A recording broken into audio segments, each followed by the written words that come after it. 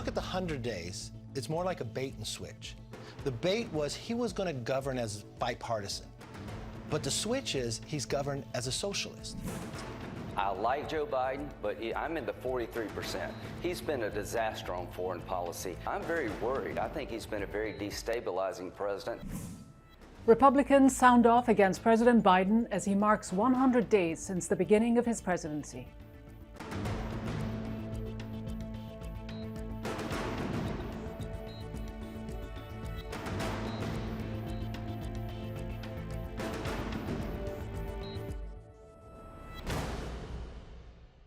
Hello and welcome to Inside America with me, Ghida Fakhry. As presidential candidate, Joe Biden had made lofty promises. On day one of his presidency, he signed 17 executive orders relating to the pandemic, climate change, racial justice, immigration, and more. In his first 100 days in office, Biden signed more executive orders than any other U.S. president, 60 in all, including 23 directly rescinding Trump's policies. Latest polls show Biden's approval rating at 52%. That is the third lowest approval rating of any American president since 1945. Gerald Ford had a 48% approval rating in 1974 after his partner Richard Nixon, and Donald Trump had a 42% approval rating at the same stage in his presidency in 2017. Now, where Biden has impressed the American public is his handling of the coronavirus pandemic with a 69% approval rating.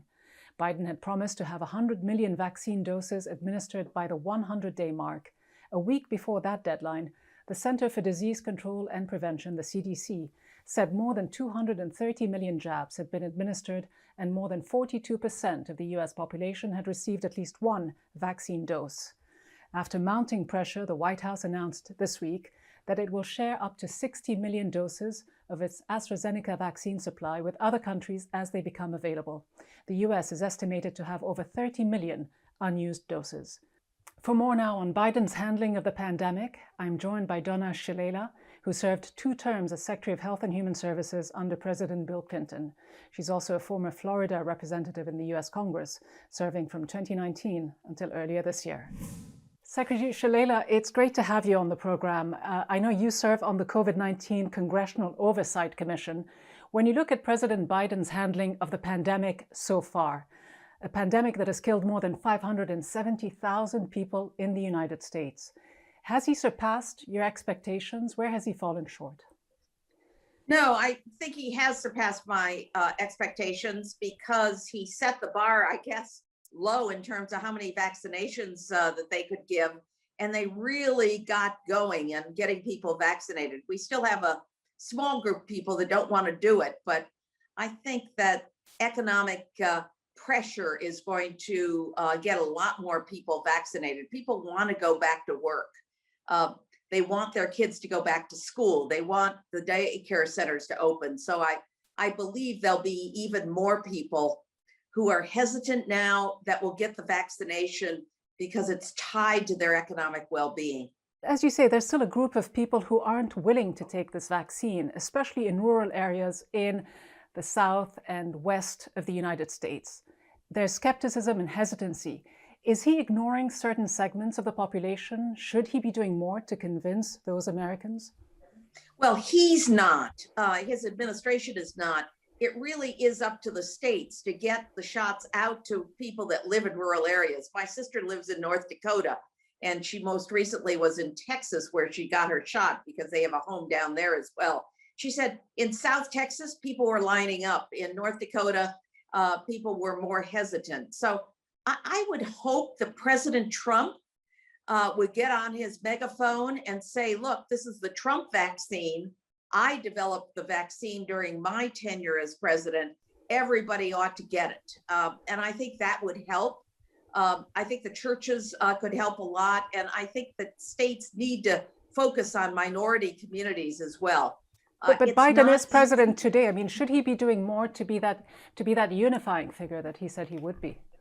Oh, well, I think Biden is a unifying figure. Just the numbers of people that are lining up for the vaccine, his ability to pass a huge piece of legislation, even though he didn't have Republican support, he keeps acting as a unifier. He keeps speaking to the American people. On Wednesday, he will speak out as a unifier, and you will see both the language as well as the substance of what he says, because he'll reach over partisanship and say, we're in this together. We have to work together for the future, particularly to create the new jobs for our young people. But as you know, Republicans aren't fully on board. They say that he hasn't reached enough across the aisle. But when you look at what the United States is able to do outside of its own borders, the kind of help it is able to give other countries who are in desperate need of this vaccine. In the United States today, between 25 and 30% of the population has been fully vaccinated. In India, just 1.4% of the population has been fully vaccinated. The CDC is saying that at least a dozen US states administer less than 3/4 of the doses they have. So there is excess supply and weakening demand. In fact, in the state where you were born, in Ohio, there are 30 million AstraZeneca doses sitting in warehouses. Should the United States under Biden be doing more to help countries that desperately need the vaccine? Well, and he has announced in the last 24 hours that they're sending 60 million doses abroad. They need to send more. There's no question about it, but they know that. It doesn't do us any good to vaccinate every person in the United States if we have not vaccinated the world.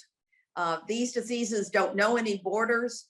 Our economy is tied to the rest of the world, but our well-being is tied to the well-being of people across the world. So we know that as a country, and the 60 million, I think, is an opening opportunity, but we also need to transfer some licensure so India can produce its own drugs. We're sending some materials, we're sending oxygen to India. India has the capacity to produce vaccines. It does it now, and we need to help them do that. This is a world emergency, and we have to behave as if we're part of the world community. President Biden knows that. He's always been an internationalist. So I have great hopes in the next month or so for us to do much more. If you were still Secretary of Health and Human Services, would you support those in the US Senate, like Senator Bernie Sanders, Elizabeth Warren, and others who've been calling on the Biden administration to drop waiver protections to allow countries like India, like South Africa, and other poorer countries to actually produce their own more affordable vaccines? Would you urge them to do that? Yes, absolutely. We may have to pay for those licensures, but yes, absolutely. We need to produce these vaccines wherever we can. When I was secretary, we actually worked with Vietnam to help them produce their own childhood vaccines. We work with the Pasteur Institute. And India has the capacity to produce vaccines. It has the factories, it has the manufacturing quality, and I think it's important that we identify those places that can produce vaccines not only for their own country, but for the world. All right, former Secretary of Health and Human Services, former Congresswoman Donna Shalala. Great pleasure to have you. Thank you so much for being with me. You're welcome. Now, while a lot of progress has been made in tackling the pandemic, the next challenge, as we just mentioned, facing the Biden administration is overcoming vaccine hesitancy, especially among some Americans. A recent poll showed only 36% of Republicans said they received at least one vaccine dose, compared with 67% of Democrats and 47% of independents. 43% of Republicans said they would likely never take the vaccine. Another survey found that 3 in 10 Americans living in rural America have opted to, quote, definitely not get inoculated. Scientists estimate that achieving herd immunity would require 70 to 85% of the population being fully vaccinated. For more on President Biden's vaccine challenges, I'm joined by Joe Grogan, who served as director of the Domestic Policy Council and White House COVID Task Force member during the Trump administration. Joe Grogan, the Domestic Policy Council that you headed under Trump is now run by former National Security Advisor Susan Rice. The top domestic priority for her and this administration has been the pandemic. How well has Biden and his team done when you look at the promise to get the vaccine cost-free to every American? Well, on some things they've done pretty well on COVID. Recall, of course, it was President Trump who made the commitment that it would be free to every American. So the money was appropriated to purchase all the vaccine doses during the Trump administration, and he worked on a bipartisan basis to get that done, get all that money appropriated. And the Biden administration has done a good job of sorting out a number of distribution issues that were taking place at the end of the Trump administration, just after the vaccines were approved. But there are still a number of things they could improve on, in my opinion. But Trump, it's worth remembering as well, did not achieve the aims that he had set out when it came to the number of people he wanted to see vaccinated. But when you look at Biden's record so far, more than 200 million vaccine doses, 3 million vaccines a day, 40% of the population has received at least one dose, and about 25% have received both doses. When you say he's done well, how well would you say he's done? I think he's done well in moving from where Trump was when he left office and administering 1 million doses a day to getting up over 2 million, in getting more doses out there to the American people. But he's done a poor job in, frankly, getting doses into doctor's office and making it as convenient as possible to get doses out to people to get access to the doses. And on some of the messaging. Well, the doses are there, though.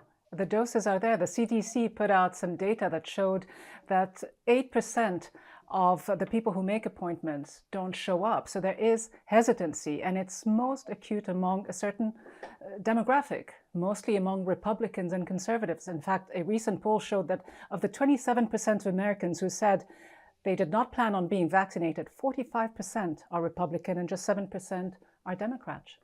How much of this hesitancy has to do with Trump's messaging on this? Well, President Trump has been out front and out there about getting vaccinated. He himself was vaccinated shortly after he was infected with COVID. So he's been out front in urging people. I have. Hold on. But he did this in private. He did this at the White House in January and didn't let anyone know that he had taken the vaccine. I mean, surely he could do more, couldn't he, to urge his followers to get vaccinated if he wanted. He has spoken out about getting vaccinated. I'm a conservative Republican. I'm vaccinated. I've encouraged others.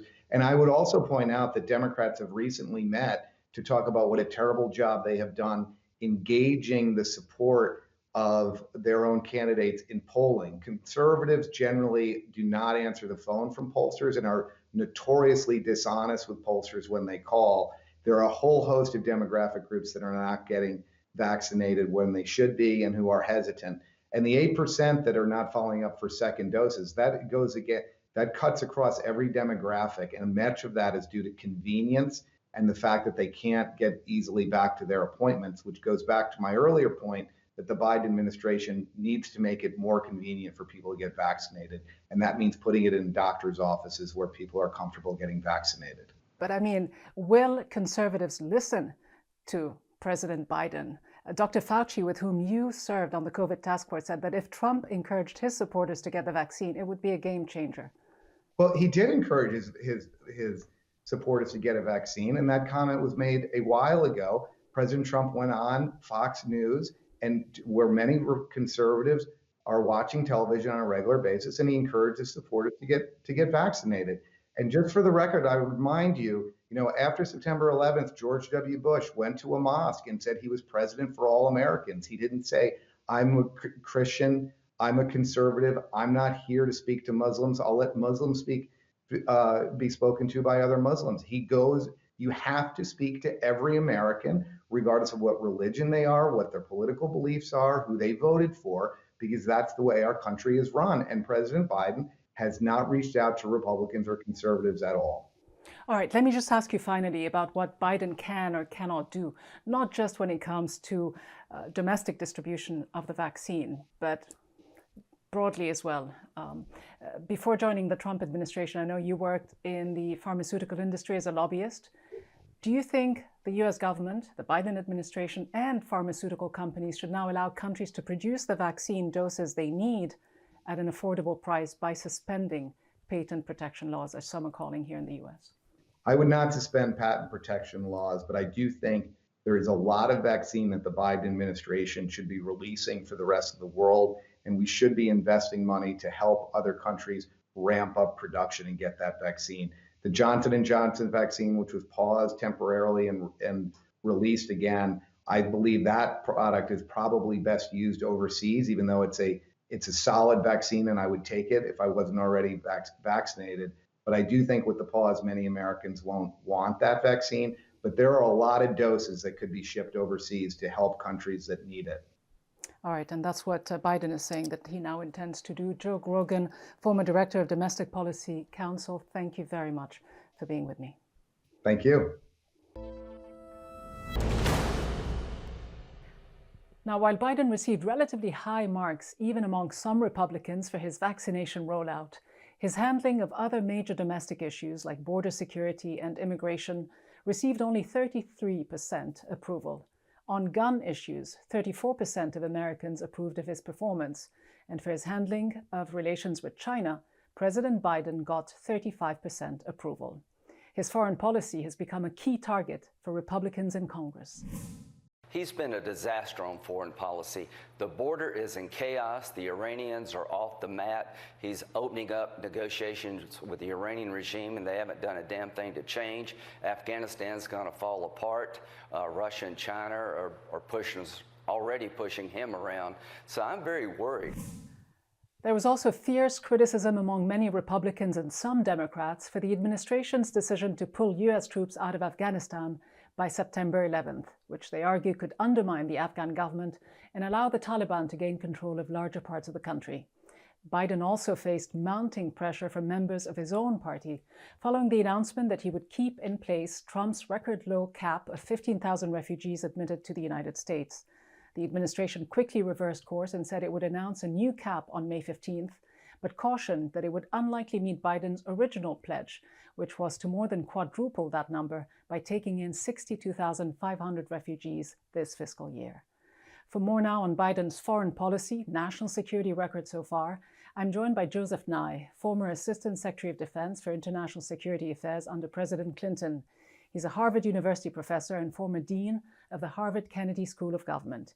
He's also the author of several books, including most recently, Do Morals Matter? Presidents and Foreign Policy from FDR to Trump. Professor Nye, do you believe that President Biden is off to a good start when it comes to U.S. foreign policy? Is he reinstating U.S. leadership on the global stage? I think he is. He had a hard act to follow when President Trump withdrew from the Paris Climate Accords and from the World Health Organization. This was extremely unpopular. It led to a great decrease in the polled attractiveness of the United States, what I call our soft power. Biden quickly repaired that by rejoining Paris. He's now had a global climate summit. He's rejoined the World Health Organization. He's pledged $4 billion to the COVAX vaccine facility. We've earned a great deal of goodwill just by those what you might call picking the low-hanging fruit that was left there by the former administration. On national security and foreign policy, just how well has he done? Because America, as you've pointed out, has a long interventionist tradition. There have been wars, invasions, CIA-backed coups, and other more tacit forms of intervention. Now Biden is saying after 20 years in Afghanistan, it's time for the U.S. to withdraw all troops by September, although the original deadline in the agreement that Trump reached with the Taliban was May 1st. Everyone knows that this is a victory for the Taliban, isn't it? I think the Taliban basically, in negotiating with President Trump, reached a deal which favors them and has not lived up to the deal they reached. But I think it's worth seeing what Biden faces in a larger context. America's outward orientation and intervention reaches peak with the invasion of Iraq. We begin to pull back somewhat under Obama, and we pull back even more under Trump. Biden is continuing that same trend when he has agreed to have all American troops out by September 11th of this year. But is there any doubt, though, Professor Nye, that the U.S. has failed in Afghanistan? $1 trillion spent, not to mention the tens, possibly hundreds of thousands of casualties of this 20-year war, and the government in Afghanistan only controls, as we speak, at best, 30% of the territory. Well, I think that's right. And the problem I think that Biden faces is if we go in and stay in longer, is there a chance of reversing that? And I think he came to the conclusion no. There was a bipartisan congressional commission on Afghanistan, which was co-chaired by former chairman of the Joint Chiefs of Staff, Joe Dunford, which said we could afford to stay in. At the level of 2,500 troops and so forth, and that might hold off the inevitable. I think Biden's decision was he didn't see proof that if we stayed longer, that the situation would improve. Will national security, in your opinion, continue to be based on military spending and the number of military bases a major country has around the world? We know the US has about 800. China reportedly only has 3 military bases. Will things change? Because last year in 2020, the US's military spending was 3.7% of its GDP compared to 1.7% for China. The United States benefits from alliances. Some of those alliances involve military bases. But take, for example, Japan. If we're competing with China, our alliance with Japan is absolutely essential. And we have 50,000 troops stationed in Japan, but it's worth noticing that Japan pays for most of the overseas costs of troops. So unless we were to demobilize the troops after we brought them back to the continental US, we wouldn't save much money. So a lot depends on the particular alliances and how the burdens are shared. But in some cases, we're doing well. I think the main thing to focus on is not the number of troops, but the fact that these alliances are something which give us a big advantage in our competition with China. Speaking of alliances, one of the key foreign policy challenges for President Biden will be what kind of dynamic relationship to strike with China. When you look at that relationship so far, how much is the antagonism to do with the US's fear of Beijing's economic rise? Is it all about the shift in the balance of power? And is Biden making the same mistake as Trump by taking on China? Well, I'm not sure that it's a mistake in the sense that there's a bipartisan consensus that China was taking advantage of the international system. Things like theft of intellectual property, things like militarizing the islands it was building in the South China Sea after killing Obama. They wouldn't do so. In that sense, Trump handled it clumsily, but pushing back against Chinese behavior is understandable. I think what Biden has done is continued that feeling of pushback, but he's broadened it in the sense that rather than treating it as a new Cold War, we're treating it as a cooperative rivalry, where we'll be rivalrous on some issues, let's say freedom of navigation in the South China Sea, at the same time that we'll be cooperative in others, such as climate change. So at the same time that we were competing, we were also cooperating. That's a different approach than Trump had, but I think there is a bipartisan basis for that approach. Let me ask you about the wider region. There was recently a cyber attack on one of Iran's nuclear facilities in Natanz, which is widely believed to be the work of the Israeli Mossad. Some called on Biden to be more assertive with Israel's prime minister, to stop Israel from trying to sabotage talks to resume the Iran nuclear agreement, and to take an official public stand on cyber attacks of nuclear installations in accordance with international protocols. Should Biden have done that? He hasn't so far. Well, what Biden has done is tried to continue the negotiations on restoring the JCPOA. And I think some people believe that Netanyahu, for his own personal political reasons, would be happy to disrupt those negotiations. Biden realizes that if he gets into a war with Iran, he's not going to have much time left for the domestic agenda of getting over COVID and restoring the economy. So I think Biden has tried again to make sure he doesn't fall into the trap on that. And so far, he seems to have succeeded. All right, Professor Joseph Nye, former Assistant Secretary of Defense, thank you so much for joining me. My pleasure to be with you.